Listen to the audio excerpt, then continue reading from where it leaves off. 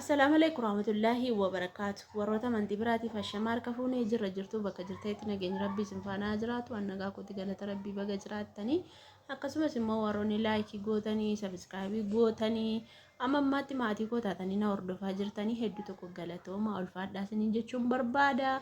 Bakka jirtanitti fayyaa nagaa ta'aa warri biyya keessa jirtanii warri biyya alaa jirtan hundumti keessaniyyuu bakka jirtanitti fayyaa nagaa ta'aa hundumti keessan isiniin jechuun barbaada. Har'a maal gochuu dhuftan jechuun keessan hin oolu ijoolleen baay'een yuutuubii jalattis dhuftanii koomentii jalatti maal taatee baddee maal viidiyoo gadi hin dhiistu naan jettanii akkasumas immoo waasaappiidhaan dhuftanii hundi keessan iyyuu na gorsaa jirtu jechuudha.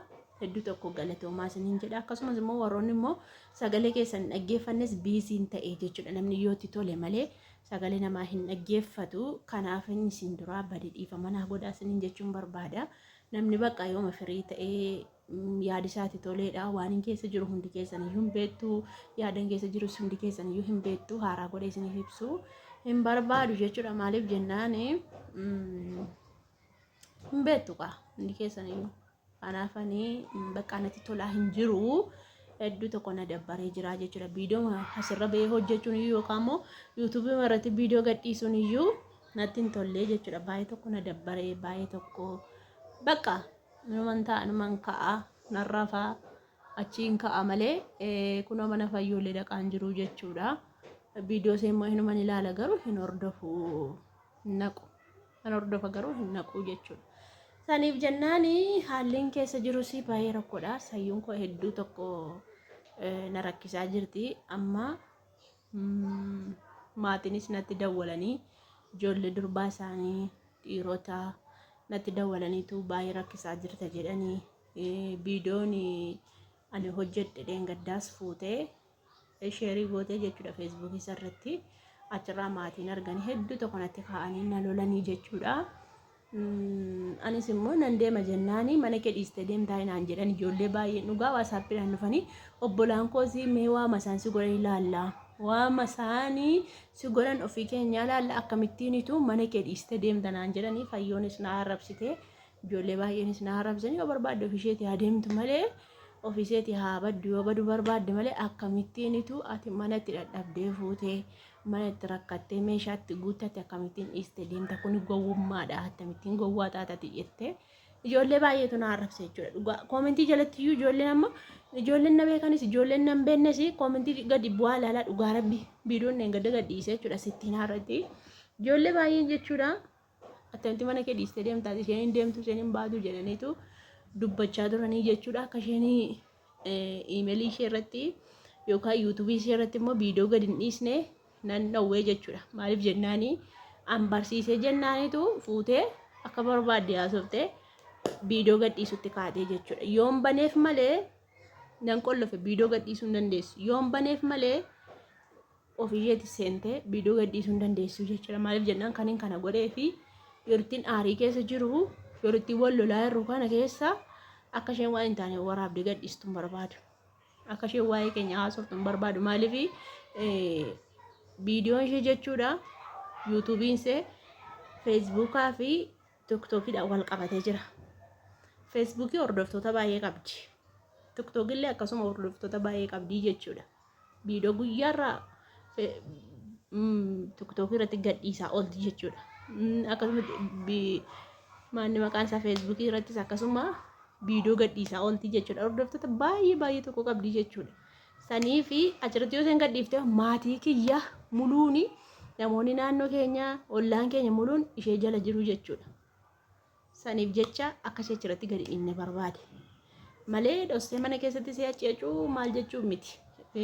Na gaafattee jirti viidiyoo gadhiifadhaati akkam goote yuutuubii koo akkamitti viidiyoo gannaa dhiisuu didee akkamittiin akkas goote naa kenni jettee amalaan iyyuu na gaafatteetti yoo isheen amala ishee sirreeffatte nan kennaafan gada dhiifattu viidiyoo jechuudha.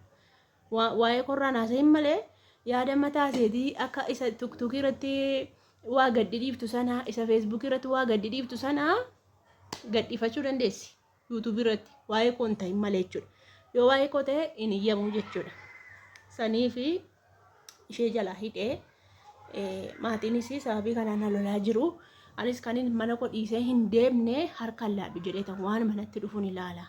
Gibbiin kun eegumsa qaba. Akkuma beekamu hundi keessan iyyuu beektu namni kondominiyeemitti galu eegumsa qabaa jechuudha. Namni dhufee ol galu mattaaqiyaadhaan malee ol hin galu.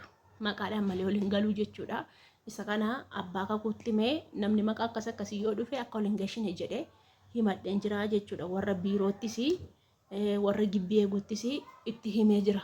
Abbaan kakuu jechuudha. Abbaa kakuutti maddee itti himee jira jechuudha. Maaf jennaan kan mana kana firmaadhaan naa fuudhee kan mallatteessee naa fuudhee abbaa kakuutii jechuudha. Sababii kanaatiif abbaa kakuutti mee akka wanti hundumtuu meeshaan koo tokkos akka hin banne akka namni maqaa akkas akkasiis akka hin dhufne. Maaf mana namaa gaafa dhattu amma gibbii kana gaafa namni seenu gibbii akkam akkamii seentaa bolokeetii immoo maal maqaan isaa isarra eessa seenta lakkoofsa akkamiiti jedhaniitu seensisuu jechuudha. Malee akkasumaan isin jedhee namni hin seenu. Kanaafi aniyyuu amma waraqaan baafatinitti abbaan kakuu naa fuudhee amma waraqaan baafatinitti gibbii kana seenuun baay'ee na rakkisaa ture jechuudha. Waraqattinis immoo xiqqoodha. Mattaaqiyaa makee footoo kaasanii footoo kaafatteetti geeffatteetu chaappaatti si rukutaniitu sii kennu jechuudha. Warri biiroo guddaatu jira waan ta'eef waan balbanaa kanaa jechuudha. Sirriitti eegumsa qaba iddoon kuni. Sababii kanaatiif hin deeminaan jedhan obboleettiin koos obboleessi koo natti dawwalee miila kee fudhi deeminaan jedhanii viidiyoo koo arganii harmeen koo ammaatti iyyuu hin beektu ijoolleedhaan isin himinaan jedheeni seen baay'ee cannaqamti.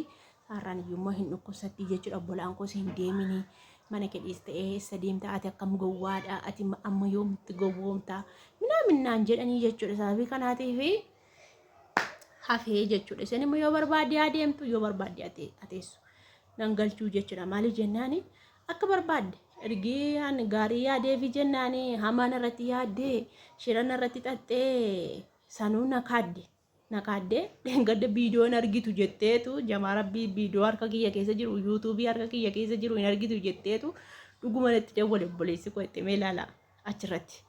Anaaf isin duratti gaafan viidiyoo kaameraa banadhee obboleessa kooti jettee natti falmaan turre.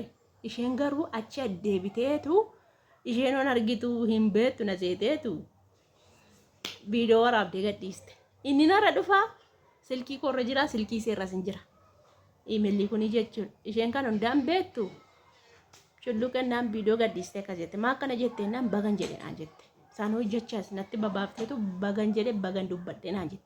Ani immoo namni yoo waan aan falmee du'a kooti. Bakka namni waan aan falmee na kaadee taanani wanticha amman gadi qorqorutti hin dhiisu. Nan dhiisisus gadi qooti nu mana godha beekee irra hin darbu. Sababii kana gaafadhee isheen immoo kunoo maatiitti mattee maatiin isaanii akkamitti dubbattaa itti dubbachuun qabdu yoo barbaaddeen gashita malee ergi fuutee deemte naan immoo hojii isheetti na duukaa dhufte malee anaaf jettee hin dhufne.